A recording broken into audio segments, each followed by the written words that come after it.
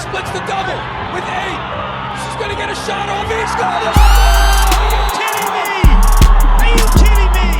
All right, what's up, everybody? It's your boy Scotty with Shane and Brian on Stick Talk today, coming off a crazy weekend with championship weekend, and Shane and I put on the pads this weekend and played at the Heritage Cup.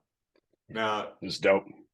It was dope. It was dope. Now, Shane thinks he's Ryder Gonzi. He kind of plays basketball like DeMarcus Cousins would. We talking about NBA guys, right? Like still best in the world, right? DeMarcus Cousins still top tier player, top tier athlete. Just let's get that clear. I'm gonna take your shade. I'm gonna make light of it, okay? Because that's what I do. You know what I'm saying? When you throw shade, I make light, right? So yeah. I'm nice. I don't care what you say. I'm nice. Listen, now, I think you're nice, Shane. I don't have a problem with it. What I'm saying is you play basketball in an unorthodox big man way, just like DeMarcus Cousins did. It's true. You know why? It's because I played pole and now I play attack. So I have a different. I approach offense differently than a lot of my peers, but I know what I'm doing. You know what I'm saying? Because I'm nice. Don't get that. I just want to make sure we get that straight, Brian, because you weren't there. Hopefully, we're gonna see you next year. But yeah, I'm there next. That makes so much sense though, because any pole that switches and plays attack in men's league, it's something where it's like I'm getting my shot off. I don't care. I'm running through you. I'm not running around you. So yeah, that's the dude at the Y putting their shoulder. But I can shoot though. I can shoot though. I don't. All I'm gonna say is I'm nice. I'm nice, and I take that to the bank. Now. I will say this. Me right now, I'm still getting a bucket. I'm still getting a bucket. I don't care what you say. I'm still getting a bucket. All right. Scotty, I shoot fast enough. Bro, I shoot fast enough. Shane I can get to certain spots. Drugged. I don't care. I'm getting a bucket. I'm getting a bucket. There's no doubt. Because here's why. And I'll tell you this 10 times out of 10. Okay. When we're talking about college basketball versus, or let's how do we put this? Yeah, we're talking about high school basketball versus college basketball. Okay, what are the odds? What are the differences? In high school, you got guys who might be 6'1" playing the 4, right? College basketball, ain't nobody 6'1" playing the 4, right? You got 6'8", you got 6'9". You get to the Division I level, it's like guaranteed you at least over 6'7" playing the 4, guaranteed. In lacrosse, you could be any size and get buckets. You could be any weight damn near and get buckets. Because Brandon O'Neal, 240, 250. All right. You could be any weight getting buckets. The size of the goal doesn't change. People only shoot at top speed, right? We talking about top of the world. Top speed is what? 120 something. And that's somebody who's no contested. He's just shooting, right? Jared Newman in the PLL. Shooting 115.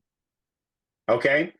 What I'm trying to tell you, 105 miles an hour, despite who shoots it, going to the right spot, goes in despite who shoots it. That's what I'm trying to say. 100 miles an hour is 100 miles an hour. It doesn't matter who shoots it. Now here's the thing. Let's talk about this. So you saying you shoot 105? Oh, that's a given. I shoot faster with my left. I shoot 105 with my right, 107 with my left. That's a fact. Oh my God, dude. This guy. Bro. I don't have to. Hey, listen. He said he's shooting like Romar. Oh, all right. Are you out of your mind? I'm not saying you can't. Here's the thing. The reality is, you don't have to take my word for it. Whenever we see each other next, bring the radar gun. But keep that camera rolling, and when you see that number, that's all I'm gonna say.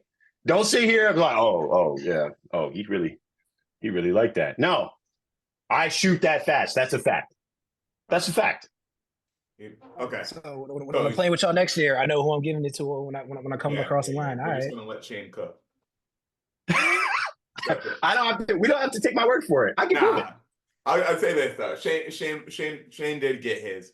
And I'm happy I got to play that one game with you. I get to make an appearance. Yeah, I'm happy you did too. I was nervous you weren't actually going to make it. Then you pulled up. I was juiced. I was like, all right, we're live. I'm lit.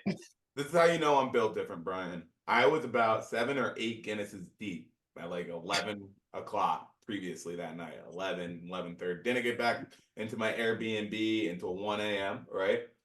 But during that time, Shane texted me and was like, yo, are you showing up tomorrow? I was like, let's see if I'm built different. He said, probably I not. think he is. And then from that moment on, You did too. Don't put this on me. You did too. You're like, yeah, you're right. from that moment on, I took it on. There was a chip on my shoulder. Guess who pulled up? At 7 a.m. on the dot. He pulled up. Wow. Bro, He they pulled were up. they were starting the first quarter as I pulled up with my It's true. backpack and my shit on. He shut up. I'm not gonna lie. He shut up. He had 2 solid rips too. He stepped into one. I went, okay, all right, you got a little something. Hold on. He stepped in and went, hey, they disrespected him low key because they left him open. And Scott, he just stepped into one. I was like, oh yeah, and he just let it sing. And I was like, okay, you got a little mustard on it. I was like, okay, Scotty. Your boy I'm knows saying how to shoot fast. I'm telling you, he's like that. He's good. I can't. I'm not. There's no doubt that lax guy Scotty is a lax guy. No doubt. That means a lot. No doubt. All yeah. right. I could talk on and on about my 5 seconds of possession, but let's go on about the big news or what happened in the lacrosse world. Let's recap the weekend. Shane, you were in Philly, right? Mm-hmm. Let's talk about that UVA Maryland game first. Oh man, it's different, dude. When I was like watching the warm-ups, I could tell Maryland just came out with a different type of energy. They were ready to play lacrosse. It was funny. It's like while Maryland was getting their warm-ups, guys getting shots up, they're getting the ball moving and keeping their sticks hot, UVA was stretching. Now, I love the fact that, injury prevention is incredibly important. Brian, I told you, I basically tore everything in my lower body, so I get it. However, Maryland was moving, rocking and rolling while UVA was stretching, I kind of felt like, okay, these guys are a little bit more focused. And it was obvious from the jump. And the fact that Matthew Nunes did not start in that game told me a lot about what was going on at the goalie position for UVA. And I was like, it's not looking good. It's not looking good. I think I still have this take. If like Maryland played well, don't get me wrong, but UVA played like exceptionally bad in that game. I thought it was like everybody. I mean, other than Connor Schellenberger's like first little flip shot to the top left corner, that was nice. Other than that, I felt like they were trying to force a lot, and I felt like they were just in a different headspace than Maryland was, and Maryland was had a little chip on their shoulder. But I think it was obvious from the jump. I was like, yeah, this is a wrap. I actually ended up I'm a UVA fan, so and I left. I was like, this is first of all, it was like crazy hot. Oh my gosh, I was sitting in my chair just sweating, and I was like, yeah, I've seen enough. They're not playing well enough to come back. There's no like real energy there. There's a lot of desperation. I felt a lot of desperation, but not a lot of like, all right, let's make this, let's come back chip away one at a time. And, when somebody's getting their first start in a semifinal game, that's a tough look. Brian, how'd this one look for you on the TV? Yeah, it's interesting that Shane said that, because I was thinking like watching them play, and I'm watching it on TV, so I don't get the vibe. But I'm like, Maryland's gonna win this, and I felt like UVA the whole game was kind of that thing where it's like, all right, who's gonna get us started? That we're gonna make this comeback, and it's just like, okay, first quarter, second quarter, third quarter. I'm like, oh nah, Maryland's gonna pull this out. So I think everybody's kind of just looking around, because it's like, all right, Shelley, Cormier, what are we doing? Who's gonna nothing, right? And Maryland made it ugly. So like that's exactly how Maryland wanted to do it, because Maryland's like, yo, we got to talk about Luke Weirman. I wish they did the tour time voting later, bro. He was on some Trevor Baptiste like vibes when I'm like watching the play, because I'm just like, Maryland can just play ugly, muck it up, and just win faceoffs. And we're good. We're not gonna let you get any fast breaks. Like they killed all of Virginia's transition because that's usually how Virginia makes those comebacks. Because they get where the ball gets out in the middle of the field. All of a sudden they get a transition goal here, transition goal there. Nah, Maryland was like, I'm not hearing that, and they did that same exact Maryland. This is how we're gonna play defense, and we have this rare ability that we have the best pole in the country that's gonna shut down your best player. So we got everything else handled, which is crazy. Dude, that game was what I thought was going to be a layup for me. I was like, okay, Maryland's magic is going to run out right now. Mm-hmm. And right after I saw Shelly's goal, I was like, yeah, told you. It's a wrap. Yeah. And I was so wrong. I was like, oh, shoot. And you're right. When it comes to Weirman at the X, that's a game changer. That was a game Big changer. time. He was 15 for 22 at the X. And that's stupid. That's stupid. So they're probably going to change the face-off rules like tomorrow. Yeah. They're like, this isn't. You can't do that. Can't do this anymore. Yeah. But like, he was killing them at the X. He even had a goal. And you know when a Fogo scores, like that momentum you get from that, forget it.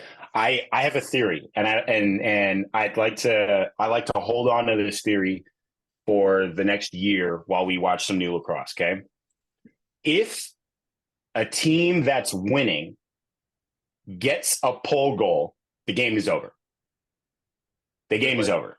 It's like when a black person scores in NHL. I don't want to know hockey to say that that's true, but that's crazy. I don't know if that's true, and if it's not true, that's crazy. Hey, right now. I'm gonna let you hold on to that one. I'll let you hold on to that. I don't know none about that. I don't know none about that. That's crazy. Wayne Gretzky. That's all I know of hockey. Yeah, all right, that's crazy. My bad.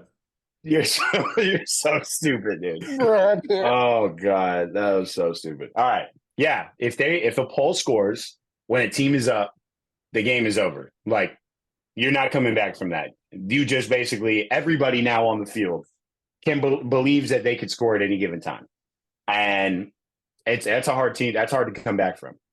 But I also have another theory. I don't know. I actually didn't see the first semifinal game, but whoever scores first loses. That's a bad take. Nah. I don't. I would actually venture to. I would love to look at the at a couple of box scores. I don't think it's like every time, but I think like a majority of the time when a team scores first, they lose. I think it's you got to mic yourself up, Brian. Oh no, I was saying I said somebody in the comments is going to be like, well, actually, the statistics say that. It could be true. I could be, but Maryland scored first yesterday versus Notre Dame. I think, and that's kind of, and I went, okay. And I think, if I'm not mistaken, I think Virginia scored the first goal of the Maryland game, and that was Shelley's goal. So I don't know, but from what I noticed is like, when I started to think about this, it was when Syracuse played Utah, and Utah scored first, and I was like, well, let's just see how this goes, because I think like the underdog has so much momentum going into the beginning of the game that they are like hyper motivated, they're shooting harder, all of that's there, and the energy is there, and then once the other team scores that is supposed to win, then it's like, all right, yeah, we can do this. I don't agree with your take, but this weekend did kind of go with that. Especially, this is me showing my diverse knowledge of the game and how much I really love the game. There was a game this weekend where a team not only scored one or the first goal, they scored the first 6 goals, right? And they still lost. So Shane, you might be on to something, and I'm talking about. I'm telling you, Western Boston College women's game. Yeah, dude, that save at the end, like the shot is as textbook as you can get. Fake high, go around the side, go low. Perfect kick, save and a beaut. Perfect. I was like, man, you got to hang that up. that's the one you show your grandkids and be like, look, grandma was like that. Grandma was like that. She was like that. But I mean, Telling you. I think though with that line, with that theory, I think it's going to be like split in the middle. I don't think it. You think so? I don't think it's as correlative as you think it is. No. I don't think it's going to be like 90% or something like that. But I will venture over 50. I would venture to say most of the time. Now depends on if we're talking about let's say Maryland versus UMass Lowell. I think Maryland's probably going to score in that game first. And I think, but what's funny is that those little small schools tend to have like some crazy specialists. Like they got a crazy goalie or a crazy Fogo that's like number one in the country somehow and is just, killing it at the faceoff X, but they just can't do anything else. So it's always one of those. It's like Lehigh with Mike Sisselberger. Like they were good. They were good when he was there, but I mean, obviously not that good. I mean, just looking at Virginia, like their best players, zero production. Zero. Yeah. Like, not a thing. Peyton Cormier had like only one goal. McCabe Millen, 2 goals. And Shelley had 1 goal and 1 assist. And that's Shelley I was riding high on Shelley too, but especially with him being in the Tuarin race, that like kind of closed the door for that one. Right. That's tough. Yeah. So, Yeah. That's I feel for him. That's the person I felt like was most desperate. Like I could feel like when he was shooting, there was a lot of desperation in his shots to get something off, or, like I don't claim to know Shelley's like thought process in this, but it felt like he was trying really hard. He was trying really, really hard. And I don't know, personally, I feel like whenever I try really, really hard to make something happen, that's when I'm prone to more mistakes and prone to more like, terrible, plays and turnovers. But like when the game comes to you, it just comes to you. And I feel like that first goal he had, the little backhand, that just came to him. That was just the right time to do it for him. And, it's nothing new for Shelley, but, I feel like the rest of that, he was trying to like, all right, let me keep this momentum going. And it just wasn't there. Maryland stepped up and Ajax is him. Oh, this weekend or just that game itself really showed Ajax is him. Yeah. Yeah,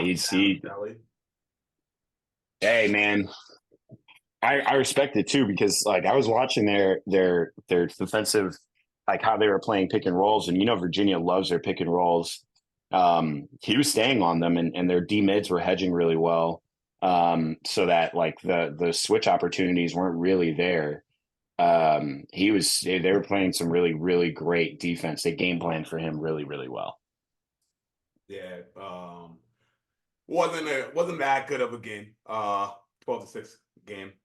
Like once I saw Virginia start running away, you knew that. Or once I saw Maryland start running away, I was like, yeah, this is wraps. Like it just wasn't one of those games where Virginia had any wiggle room. Yeah, no, not gonna. No, they were getting. They were getting handled. I know. I did. Yeah, you knew that was gonna happen. Yeah, I know I did this out of order, but anyway, let's rock with the Denver Notre Dame game. What do you think of it, Brian? Man, so because we'll talk about the trolls and whatever later, but people are like, Brian, why did you pick against Notre Dame? So my thing with Denver was that one, they play out the Midwest or Mountain Zone, and people don't see them play as much. People didn't realize Denver had a very senior-laden grad student heavy team. So I'm like, Denver's a team with legit 23, 24-year-olds. So like the defensive game plan against Syracuse, crushed it, suffocated Syracuse. When Notre Dame, the one game they lost to Georgetown. Georgetown, yes, it was early in the season, but Georgetown was able to suffocate them on defense. They had tie breaks. The Kavanaughs didn't play that well in that game due to Georgetown's defense. So I'm like, Denver's got the pieces. Notre Dame didn't care about none of that at all. It was so. I'm like, I'm watching it. I was like, nah, they don't care. Like it didn't. We don't care who's in front of us. and they just dominate everybody. Where it's like we may not beat you by 15 goals, but we're better at you at every position on the field. We're gonna hit our spots. We're gonna get to where we need to go. And Notre Dame did it perfectly to the point where I'm just like, this is not the same Denver team that just beat Syracuse. I'm not saying it because I'm a Syracuse fan. I'm just saying that's how well they played against Syracuse with their game plan. They did play well. Yeah. And I'm guessing and a similar game plan. We're going to do this. We can match up with the Kavanaughs because we have these 23, 24-year-old polls that are great. A couple of them you're going to see in the PLL. Notre Dame did not care. Yeah. We do everything. We not do it flashy. We just beat you everywhere. That was like the take that I got from it. Like, man, we don't care. We're just beating you. When you were watching this game on the TV, did it look like Notre Dame was taking this game like not serious? Like, that's what I'm talking about. We're better than you at everything. We're not gonna play around, but I'm also like what Shane was talking about. With you get the high school players and like the high school playing the senior playing the freshman. Like, bro, I'm gonna play you hard enough that I win because I'm better than you, but I'm not about to go all out. It's not a state championship. Like that's kind of what it was. Where they're like, we're gonna win this game, but we also know we gotta play again on Monday type deal. Yeah. A couple of Notre Dame's first takes, I was like, like there's no way they're taking this game serious. Like one of them was a between the legs shot. Yeah, but that's Jake Taylor. Jake Taylor is in my opinion, he's one of the best crease finishers in Division I. In my opinion, he's got the best hands out of anybody on the crease. Shane, who's better? Between the leg shot in an NCAA semifinal game where it's not even that needed, you're going to be like, that's a crazy shot. Because how many times in a game this year have we seen that?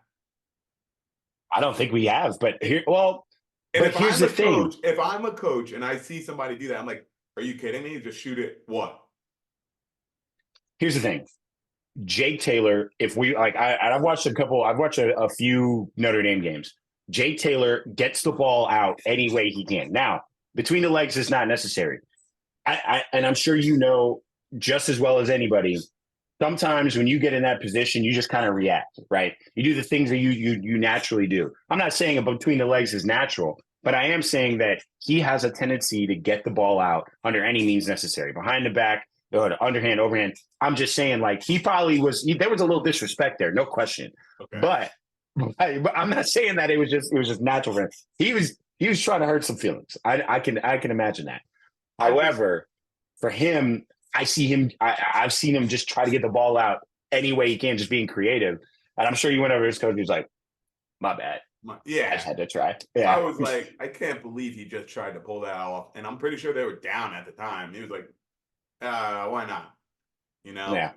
But they knew what they were doing. They played with their food in this game. And a game changer in this one, just like in the other game we were talking about, just like in the other semifinal game, was at the X.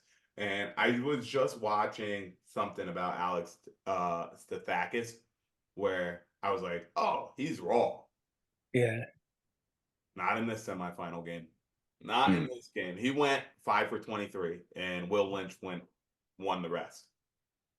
And listen, if you don't have the ball against Notre Dame, you're not going to win. But another thing is, if you have the ball against Notre Dame, you're not going to win.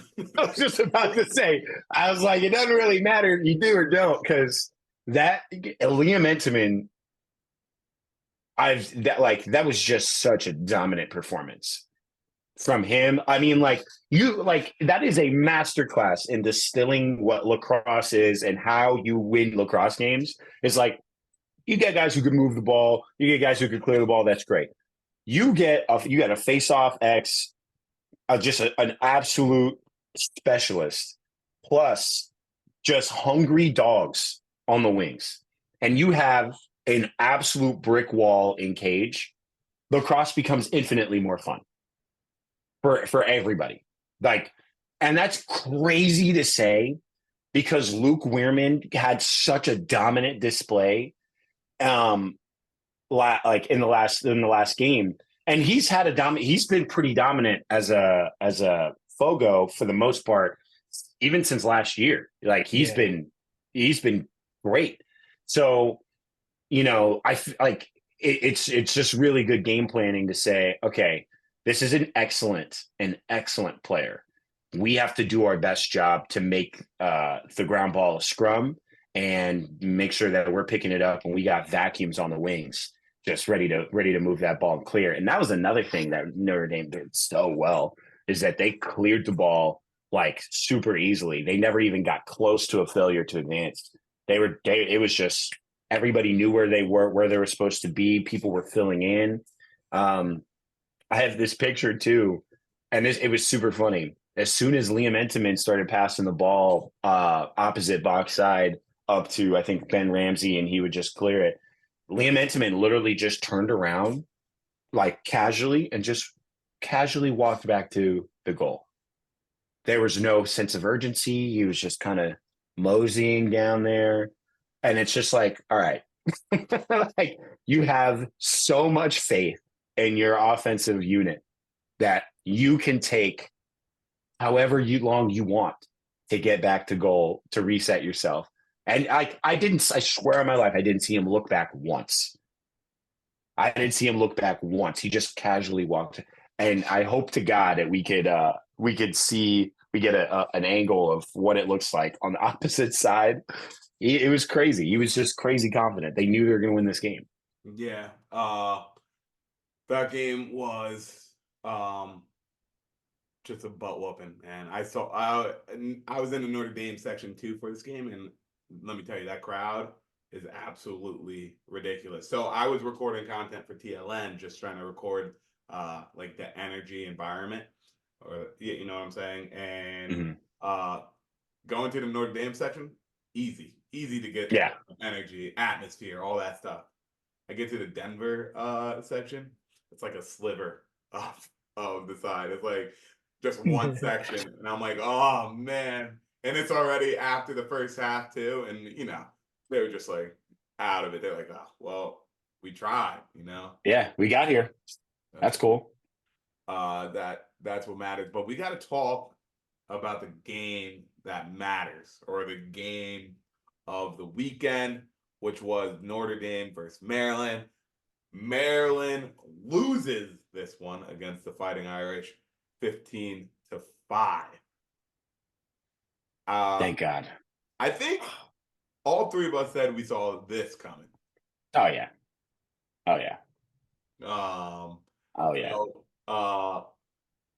Brian, I know you had some haters though about your previous picks. Like, welcome to social media, my man. Man. And the funny thing is, like I told y'all, and I just said in general, it's like I had tweeted out, I'm like, because last year Notre Dame Duke, I'm like, I don't care at all about this game. What would it be worse than me watching Notre Dame and Duke? It'd be me watching Notre Dame and Maryland. And I had no emotional investment into it until this weekend, when all of a sudden all of these Maryland dorks are coming out of the woodworks. And then it's like, oh, y'all don't know what y'all talking about. Y'all don't know what y'all talking about. Blah blah blah blah blah. And I'm like, can we stop acting like Maryland came in as like the third ranked team in the country, winning? They got blown out in the Big Ten, and the last time we saw them, they got blown out. Right? So it's not this idea of like that we hate on Maryland. Like, yeah, I'm a Syracuse fan. I tease. I mess with Maryland fans all the time. But let's not act like they came in that they was hotter than fish grease. Like my grandmother would say. Like, nah, they came in, they weren't playing well, but then they got hot. Luke Wehrman and their defense, and they got hot, and they got hot, and they got hot. Sooner or later, they played a team, and their luck ran out, and they got curb stomped. Yeah, I'm gonna chill. I'm gonna let Shane go from there. Yeah. All right, Shane, tell him how it goes. I was so ready. I was so ready for them to lose. Oh my gosh. Because I was like, they were so, I was like, dude, if you thought truly that Maryland was going to win this game versus Virginia, why not say that before, when we have our picks before the game? Why wait after the game when you have confirmation for you to talk trash? If you were so confident, you would have said something in the beginning. Now, I would have said, I still hold that if Virginia on a different day plays Maryland, Virginia wins. For whatever reason, Virginia played horrible, uncharacteristically bad in that game. Having beat them before, and I had to say, hey, but you could be a fan of Maryland all you want, but let's not act like this was going to be, because here's the thing. I'm a UVA fan. If it was UVA Notre Dame, I still would have picked Notre Dame. Like, just because I'm a lacrosse fan overall, I'm going to say, okay, this is a much better game. I think this is going to be a completely different matchup just because defensively with Notre Dame's offense, and then also Virginia's offense against Liam Entenmann and Sean Light. Sean Light is the truth too. They just got some great feet. That boy is a baller. He's got some great feet. Great feet. He can move and he's ready and he's locked in. And he's not letting anybody breathe. He's suffocating all offense. So I don't know. When I saw that, I was like, okay, I'm just gonna wait. And I remember telling y'all, I'm like, oh man, when Monday comes. And then I had to go further. I was like, let me do some research. It had been over 20 years since a team lost by double digits in the national championship. And the last team to do it was Maryland. And the team before that was Maryland. So I was like, oh man, that was the wrong stat for you to show me, man. I'm so tired of it. And at one point, don't believe me, in 2022, I was a Maryland fan. I wanted them to do it. The perfect season. Go undefeated, win the national championship. That was a great team. That was a great team. And it was a testament to their commitment to the team when you had Bubba Fairman playing D-mid after having All-American offensive midfielder season. Like, we're like playing, I was like, that's a testament to like the belief in what y'all got going behind the scenes. And I loved that. I love that. So again, I'm a lacrosse fan, but I was like, yeah, you didn't deserve to be there. If you were the first team in over 20 years to lose by double digits, you did not deserve to be in that spot. You did not deserve to be. You won a couple matchups. You got lucky a couple times. You didn't deserve to be in that spot. I mean, I think that's the beauty in the tournament, though. Yeah. You only need to win that one game. You only need to be great for that one time, and you get to advance. I agree. I picked against Maryland for every single game. There's no game I thought Maryland was going to win. Princeton, I thought they were going to lose again. Who'd they beat next? They beat Duke. And again, this is what I'm talking about. People act like this is some crazy pick that Maryland's going to lose to Duke. People are talking about Duke is going to win a national championship. Duke is Brendan O'Neill. Oh, why would you pick Maryland? Because it's Duke. That's why. And I'm like, come on, man. Yeah, let's be real. So let's be real. I'm like, of course, I'm going to pick against them. And there was a second where I was like, oh, am I really about to pick against them again for the championship? I was like, yeah, that's exactly what I'm going to do. And look at my Twitter, you know, they're like, oh my God, like, can't believe you picked against them. And I was like, dude, watch us do it again. Yeah, it's still gonna happen perpetually because they haven't shown us that. They're like, and throughout, look at their schedule. Look at their like. They have not shown that they deserve to be in that spot. Look at all of that. Just read comments from the moment that they got seated. Everybody was like, why are they number 7? This doesn't make any sense. So, like, let's not act like it is unheard of that we would pick them or we would pick them to lose in games. It's like, hey, they won against they beat Duke 14-11, I think. That's a 3-goal game. That's a good game. You know, like, I don't know. Be a fan. Hey, but I will say, once we did respond to those haters, they were gracious. They took it in stride. They were like, yep, you got us. You're right. You won. I'm like, yeah, I know. We know it was only a matter of time. I think I like online trash talk, man. You get some people who like really take it personally, and you get some people who could handle like talking trash and being like, you might have won this time. Yeah. That's why I was like, yeah, don't worry, we're gonna argue about PLL a little bit. Exactly. It's okay. I'm with it, and we're all at that age where like you had to talk trash, and then you had to go outside. So it's like I'm not saying I put a face to what I say. I'm not like I don't violate anybody. We're gonna talk our trash. No. But you are a dork if you hide behind an account. Like there was a couple of accounts where y'all hide your face and won't call people silly names because y'all scared to be real human beings to say something. Y'all are some cornballs, but the rest of the people, I'm like, I'm cool. Like let's just have fun. Yeah, it's funny. Yeah, I'm always I'm like, I can't believe these. I don't know like what a person with one of those accounts, but I'm always curious to know like what grown adult has one of these. I never think they're a grown person. I at least hope not. It's like you can't have a job and do that for fun. You can't go to work the next day and have like a burner account just to talk trash. I don't believe it. I like to me when I see that. Oh shoot! To me when I see that, I see like a little 12-year-old just like basically I hope so. regurgitating. Yeah, I it's hope so. got to 'Cause be. I couldn't imagine being a grown adult and you don't love yourself enough to be like that high behind an account. Like I love myself. I'm saying what I got to say. Like I ain't Yeah. like I'm 10 toes If you down. saw Like me in the that. street, we could still talk about it. Actually, I'm Exactly. so like Exactly. you But the know prime say I ain't hard to find. I'm not hard to find. I'm not And I hard to gotta worry find. about it because I will violate anybody. I'm not saying anything malicious and mean to people. Like No, we're gonna get these jokes off, but we're gonna for keep it sure, respectful. for sure. Absolutely. So speaking of that stuff, right? Shane and I played in this tournament together, and like after the game, somebody was like, introduce themselves to me, and then goes, "You have bad takes," and I was like, "Which one is a bad take?"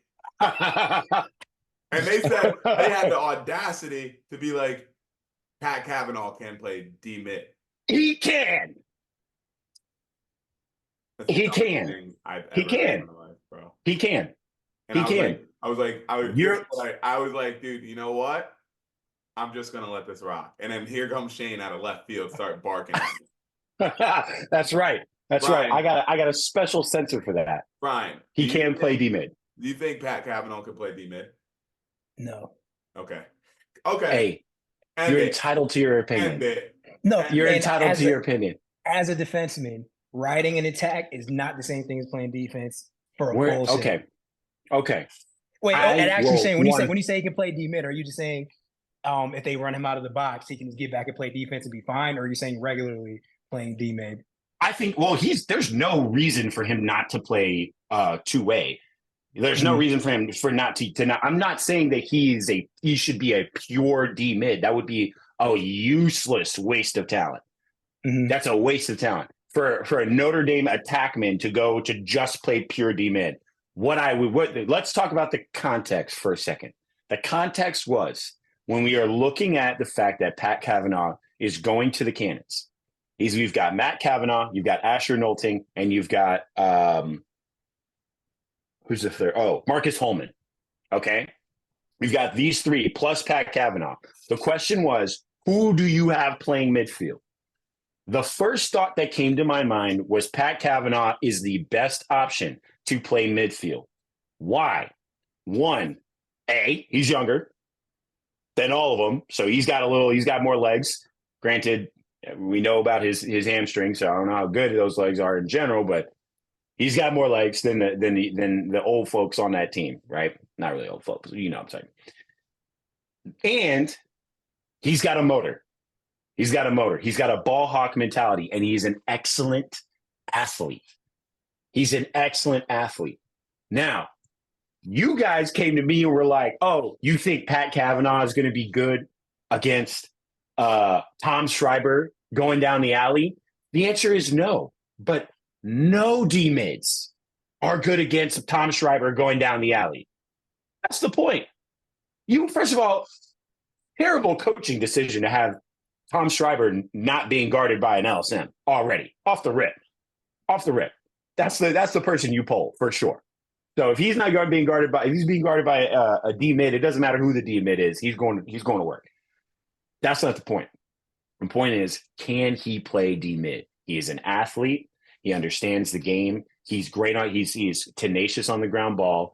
He can follow through. And hold on. Let's talk about this. Scotty, you said that he is chasing down slow defensemen at the college level. I'm going to tell you this right now. Especially at the D1 level, the defensemen are probably the most athletic people on that team. By far. I dare you. I hope to God somebody comments on this video, and they will say, yeah, actually, our defensemen are the ones that won all of the tests, that were the strongest. They have to be. You have to be. I'm telling you. Okay, the most athletic person on a field. Shane, what position did you play? Close D and LSM. And guess what position I played? Mid. And guess who's more athletic out of the two of us? Come on, son. Hey, we hit. Hey, next time we see you, we could go for the ones, man. It's not a problem. Come on. It's not a problem. We could go for the ones. We can run the ones. It's okay. That's a interesting point. I mean, who's the most athletic on a lacrosse field? I'm taking attack out of that. It's between middies and defensemen, or D-mid, maybe. In my opinion, I would say the LSM. I would say LSM. All right. LSM, you got to be a freak. You got to go up and down the field. You're moving the ball. You're clearing the ball. You're responsible for all of that. There's no place you technically can't go. And like just off a stop-start, you have to have crazy acceleration, crazy breaks, and then an ability to kind of get out to space, get out to find open lanes to make plays happen. Plus, for the most part, you want your most athletic player being somebody who has to guard somebody who's initiating the ball, right? Theoretically. And, that might be, it could be a D-mid. You could have a D-mid that's most athletic. But what I'm trying to say is that defenders of at all levels are usually some of the most athletic. I think it's an antiquated idea that defenders are slow and fat. I just don't think that's true. And it may have been true, when you're dealing with youth and you want some speed to make some plays, but and some heavy handedness to dislodge the ball. But I think defenders, you chasing those guys down. What do you think, Brian? I want to say defenseman because I am one, but I'm from that era where the most athletic kid on the team, you just made him a midi.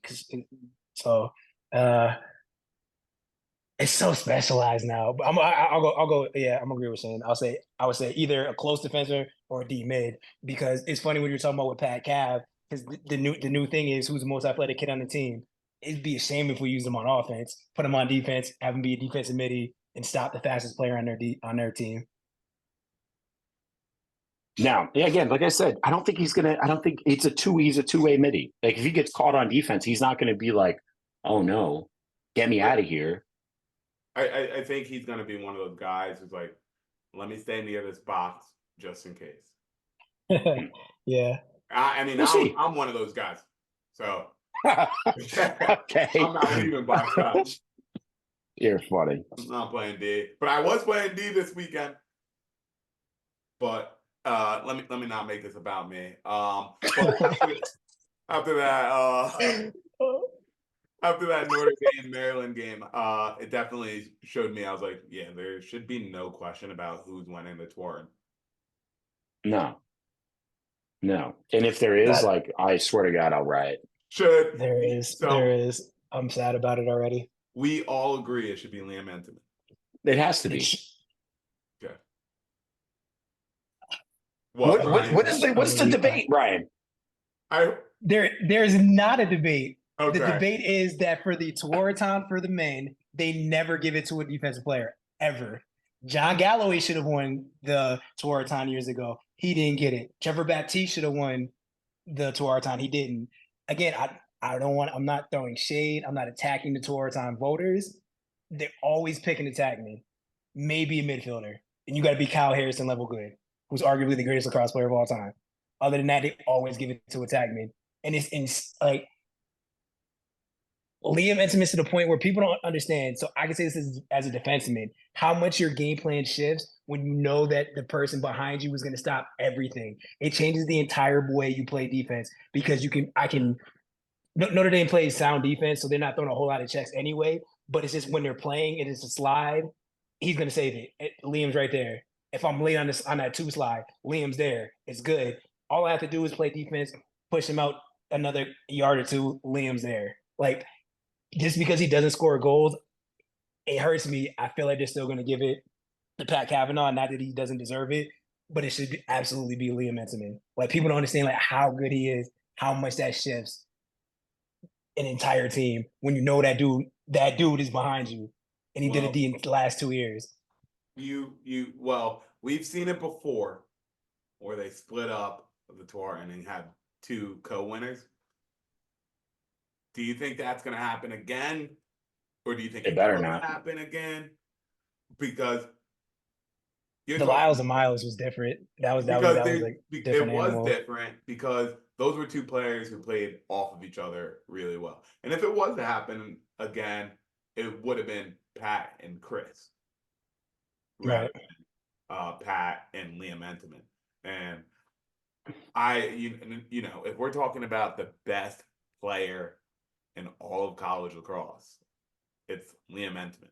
There were some saves he made on Monday where I was like, yeah, the ball wasn't out of the stick yet, and Liam's he's already there.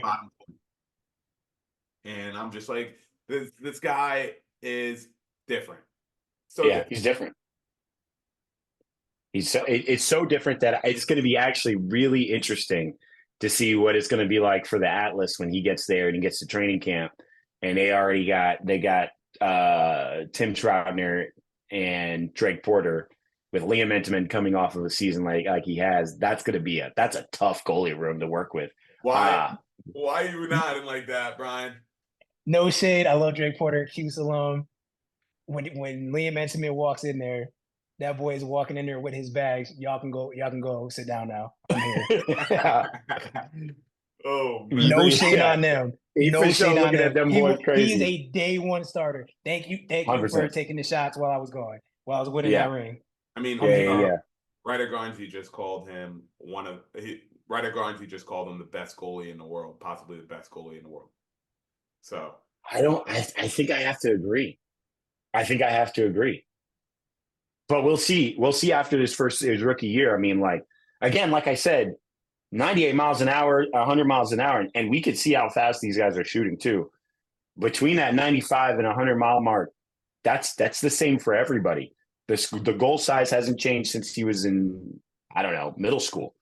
So, with a little extra, I don't know, because, obviously they practice less than, you do when you're in college. So maybe it'll be a good thing for him. Maybe it won't be. Just like not having the amount of reps that you normally take on a daily basis. But I don't know. It'll be interesting. It'll be interesting to see how he handles. I think goalie is the most transferable position from college to the PLL, though. As in, the best midi in college doesn't necessarily become the best midi in the PLL because the game is very different. But shots so fast. That's what I'm saying. And their shots are shots.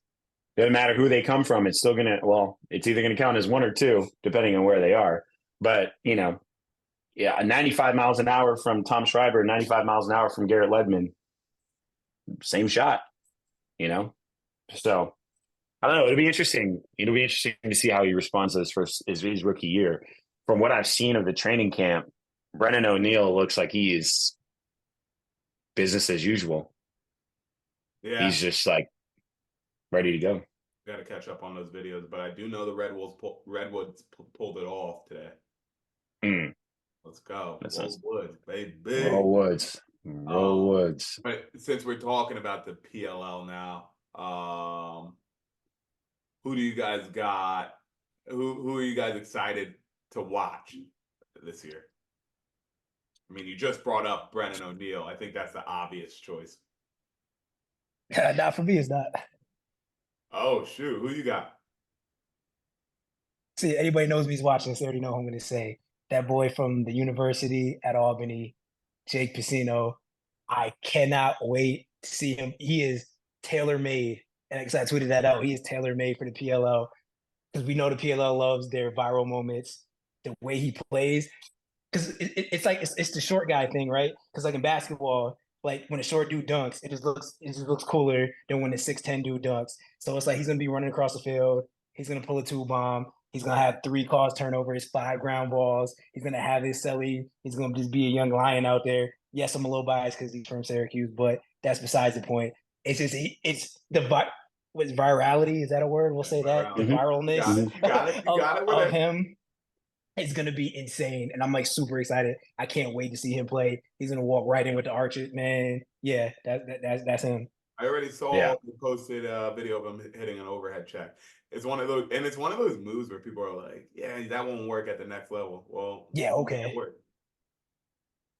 He didn't win that Schmeiser Award for nothing. Oh yeah. How about you, Shane? Who's one player you'd love to watch? Oh, Or one player you're excited to see? I'm excited to see how Connor Schellenberger's game translates to the PLL. I'm excited to see what that looks like on that attack line for the Atlas. So it'll be interesting, especially now that he doesn't have to shoot on Liam Intamin, other than in their little training camps and practice. That'll be nice. He seems pretty. Do you think they run him out the box?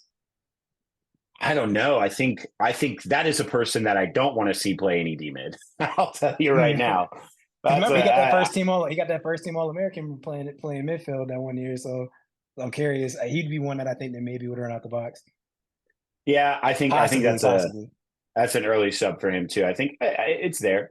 I mean, I don't know. That attack line is, and he's used to it too. He's got Xander Dixon on that line as well. So there's a little chemistry coming up there. I don't know. I think it'll be interesting to see how their game translates, because they've been playing in college for a hot minute. So I don't know. I feel like I think Brendan's going to have a really comfortable first year, just because he had such success playing against pros in the World Games last year. And I think that kind of like hurt him in his college year this year, where he was just kind of like, I go from like getting passes from Rob Pennell to, passing to, now don't get me wrong, Dyson Williams is an excellent attackman as well.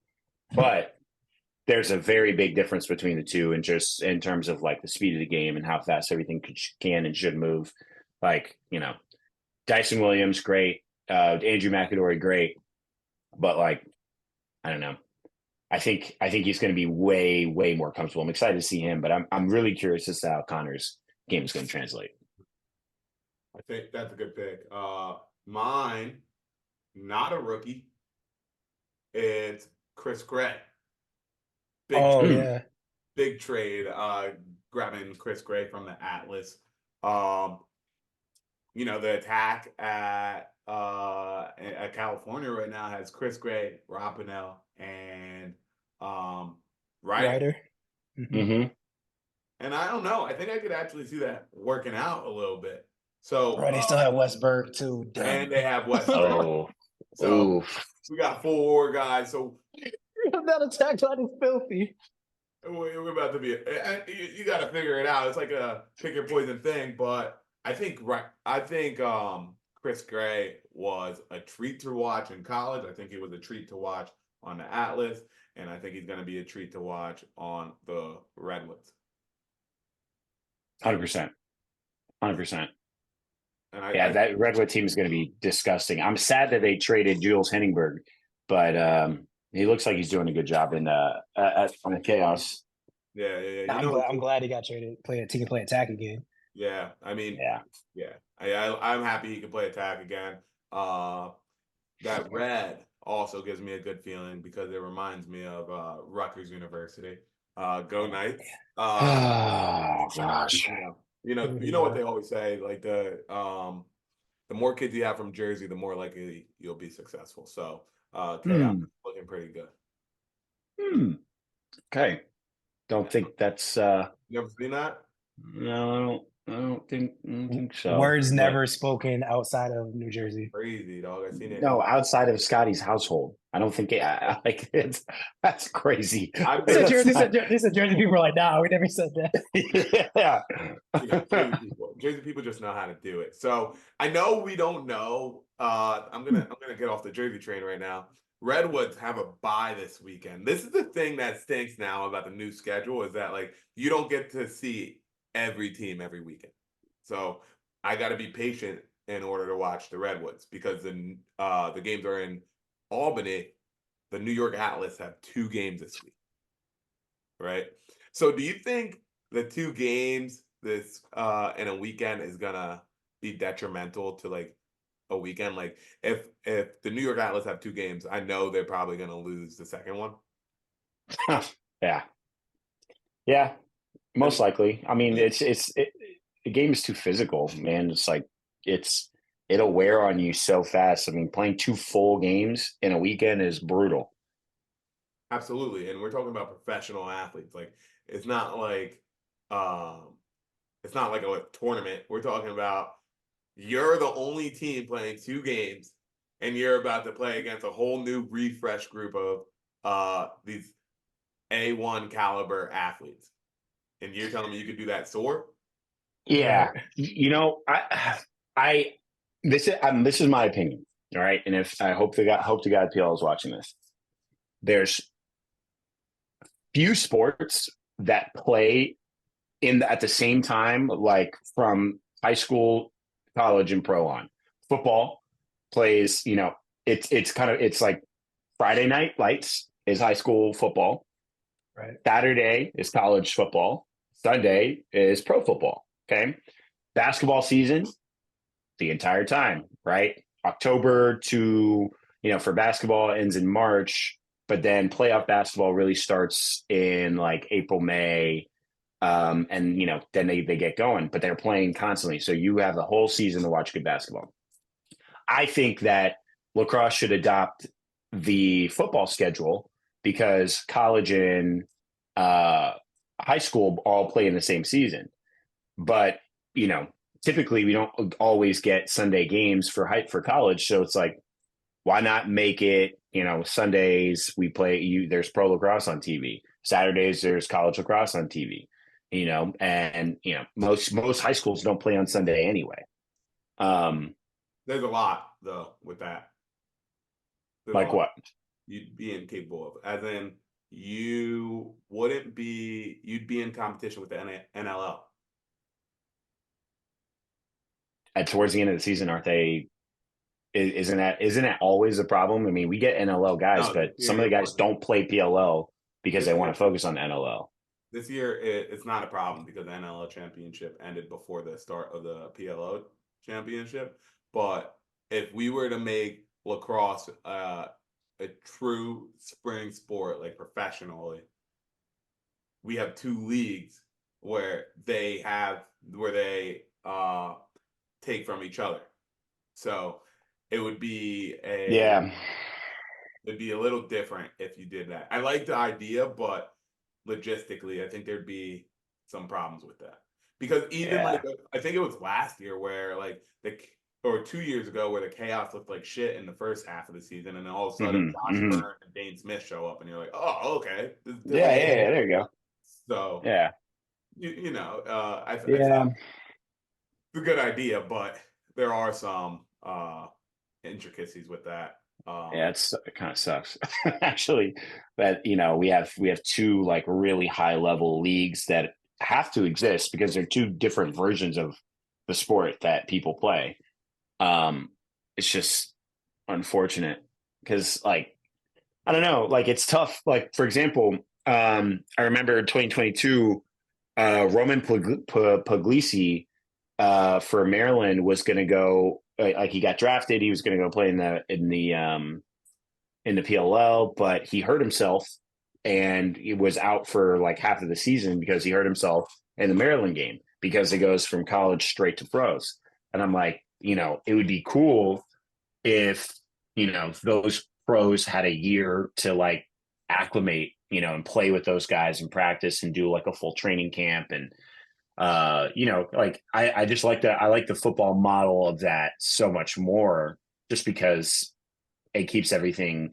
Whereas for example, in the summer, you get in terms of attendance for PLL, they get a lot of people to go to the games, but how many of those people don't go to the games because they're super fans, so they're playing the game, right? The club lacrosse season is in full swing during the summer, and tournaments are on Saturdays and Sundays when the PLL is playing. So I noticed for me, a lot of the times I'm missing PLL games because I'm usually coaching at a tournament. So I'm focused on a different version of the game. And then I find out, then I watch it later on, but I don't know. Don't quote me on this, but I'm pretty sure the PLL like navigates around that, as in like, oh, where's the biggest tournament this weekend, or where are the big tournaments? Let's do it in Maryland this weekend, or let's do it in Minneapolis. But there are a whole lot of things, because I think that's also like the biggest thing why a lot of kids don't go to the game, because if I am from Maryland and I have a tournament in New Jersey, I can't make it. But yeah. And you are the person who would go watch the game, because you're a lacrosse player. You're playing, extra lacrosse throughout the year, playing year-round lacrosse. So it's like, why wouldn't that person would be the person to go to a game if it was nearby? But if I'm playing, I'm not going to miss my game, my tournament game, to go and watch the PLL. Like, I don't know. I wish it was like that, but it is what it is. All right. So, speaking of the PLL, I need your opinion. I mean, I love going at it in the comments. I don't care how old you are. I don't care who you are. I just want to get going, right? TLN posted something, but under it, somebody commented about the PLL is the only sport where the talent gap between college and PLL isn't that drastic. And I'm like, that's an absurd take. Absurd take. I saw that. I was like, it is extremely drastic, because you're talking about the cream of the crop is our average players in the PLL. The best players on your college team are average players in the PLL. And then the next point the person makes is, think about it like this, like the NBA players that are drafted later in the NBA do better than the players that are drafted like later in the PLL. I was like, do you understand how math works? The NBA has 2 rounds with 30 picks each. The PLL has 3 rounds with 8 picks each. Like 4. Or 4 rounds with 8 picks? Mm-hmm. Okay. Yeah, that's far. And I was just like, dude, you're not doing math the right way. Your math isn't mathing. And well, yeah, I mean, I kind of agree with that too. I agree with that. Is drastic. Yeah. I think it's hard to say. Just because there's like, if we're talking about it, like, pick any team, like you can look at their attack line or their midi line and go, man, that's a disgusting line.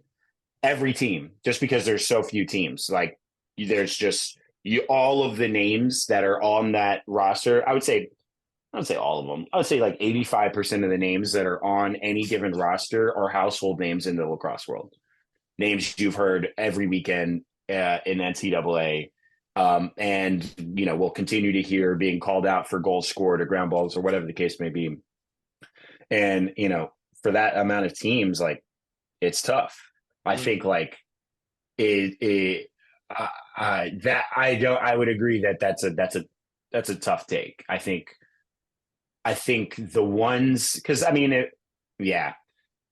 but the ones that do come out and excel in their freshman year, like I think Brendan O'Neill will, like but that's also a generational talent in college lacrosse. Like, there's not a lot of other people like him in the game that can just be so dominant and have such like it's not an orthodox, but a really like almost like hyper entertaining style of the game to watch. I think like for him, it's going to be easy just because he has his own brand. But like for others, like I don't think everyone else would have just an easy time playing in the PLL, because the talent level is so high that you got to be really, really good to get something off. I think like every real professional league, there is a drastic jump from D1 to professional.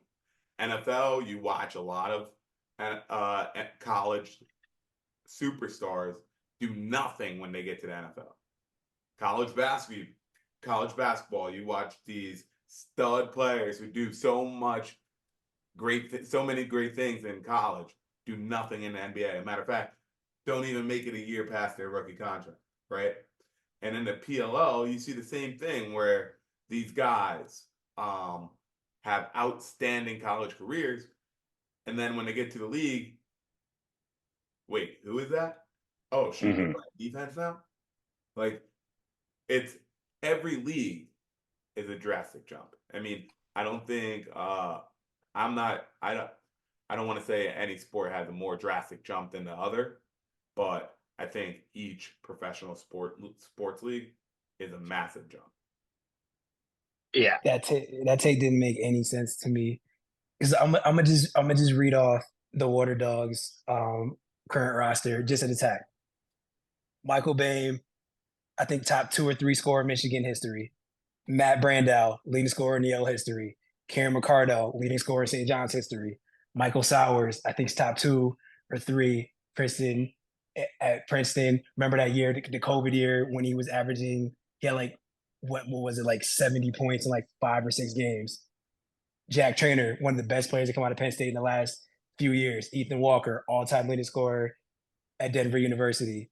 Like, I don't think people realize like how difficult it is to be bad in professional field lacrosse. What I mean by that is people be like, "Oh, he didn't do anything when he was in the league." Do you know who he's playing with?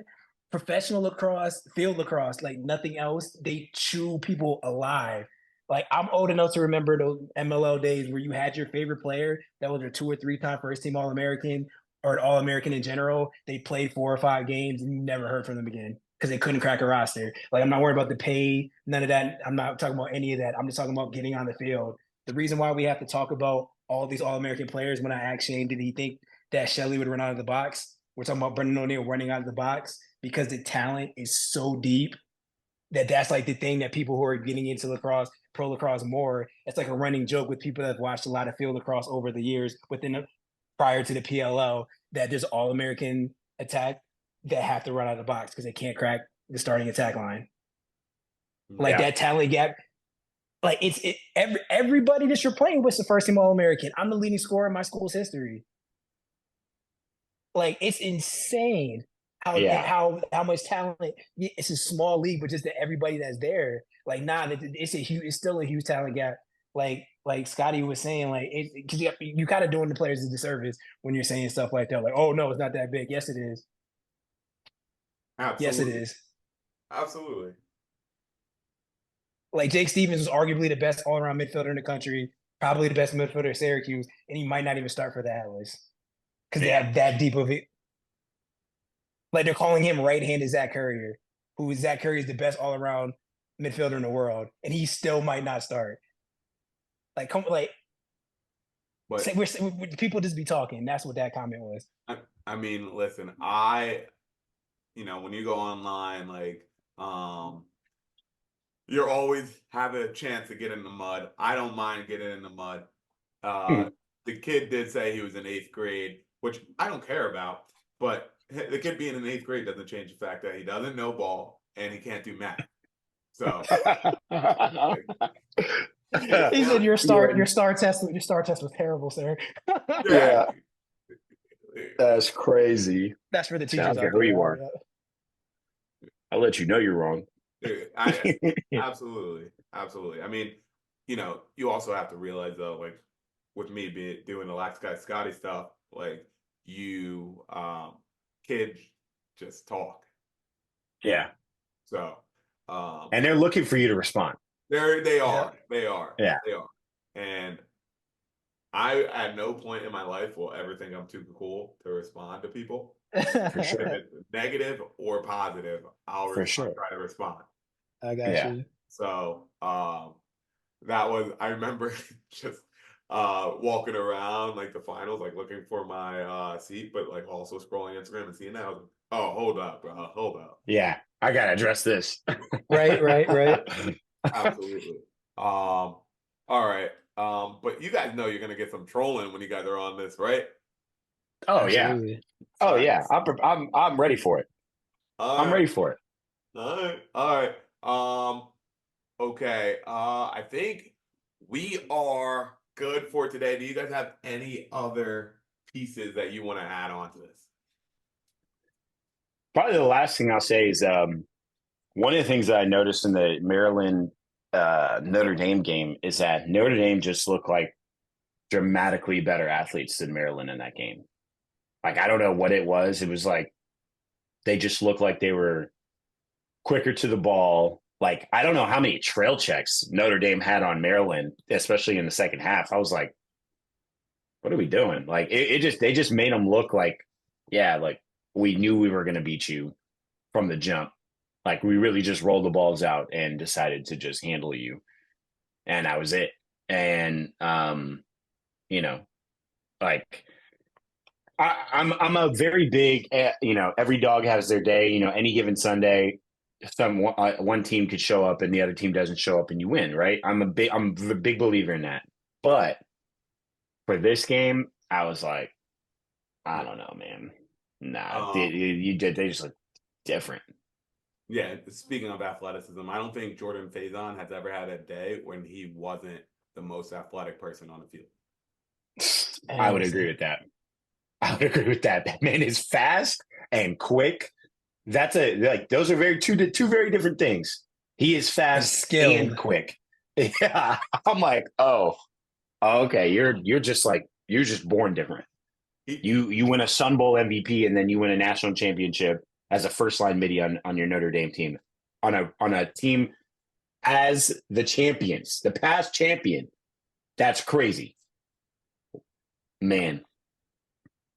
What a dog. What about you, Brian? Anything you want to add on to today before we end it? Let's say 2025 Syracuse University begins their run to the national championship. Joey Spallina tour our time. 2025. Let's get it. You know what, Brian? I should have probably just ended it before I even asked. I hope that happens, Brian. I hope that happens. I want to see that for you, buddy. I really do. Because that would mean that Joey Spallina becomes night and day from what I saw versus the real big teams. He could score 6 versus High Point. He can do that all day long. He could score 6 versus Bellarmine all he wants to. Let me see 6 or 7 points, versus Duke and Notre Dame next year, Virginia next year. Let me see high level next year. I want to see it. I want to see it. He had 4 goals against Duke they lost that ACC game, but he had 4 goals. Everybody was just silent about that. I know they lost, but we'll see. And I forgot who put it on Twitter. They put his stats with his Pat Cav, Shelley, and he had a higher points per game average than like everybody on that list, minus like Matt Brando. I'm just saying. Stupid stat. I mean, this is what y'all saying though. He don't score against Manhattan. No. It was against the ACC. What they averaged against, I think it was the ACC teams. Okay, that changes. Yeah. All right. As I said, dude, I hope it happens. I want it to happen.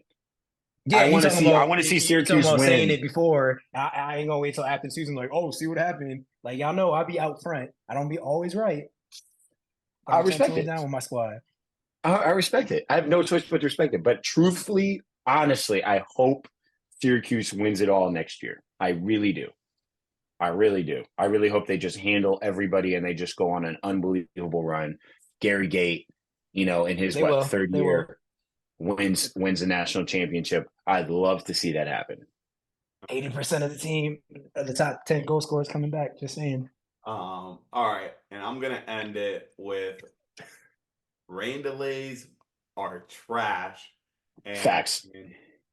Watching and waiting for the game was one of the worst decisions of my life. I mean, there is a school that's the most storied lacrosse school in the country that has a stadium and they play indoors. Just saying. Dude, waiting out that rain was like skipping out on for a Lunchable. Yeah. It was so. I was like, we sat. You gotta wait this out because it's gonna be worth it at the end. Was it worth it? No, I left at the end of the third. Yeah, how many people left during the delay? A lot of people. Yeah, it was empty. It was empty, especially on my side. I was like on the I was on one of the sides, like on the goal sides. It was empty. You know? Okay. Yeah, because sometimes you can't tell when a team they sell a certain amount of tickets and their team doesn't make it and people don't go. So yeah, I wasn't sure how many people actually went. Also, the way they did the delay was brutal. Like the original game was supposed to be at 1, then they Yeah. brought it to Moved 12 it to to 12. avoid the rain, and then they bring it. Then as soon as they do the national anthem, somebody gets on the PA like, Yeah. They crazy. waited for the flyover to happen before they told us all, hey, you got to get out of your seat because we got a rain delay. And then it did start pouring. It did start pouring. But then once it let up, we were still just watching warm-ups just in pouring rain still. And I was like, okay, this is sick. I'm sitting in a wet seat and I'm just watching Notre Dame just handle them. Like, this is like, I would have preferred UVA play because I feel like I would have seen something extra. Like, Not the wave, but you live, you learn, and at least I got to enjoy a beautiful weekend in Philly. that's true. All right. It's great. All right, boys. Well, thanks for joining me on Stick Talk today. I'll catch you guys again, possibly next week. All right, my guys? I Later, appreciate man. y'all. Peace Be out. good. Peace. Peace.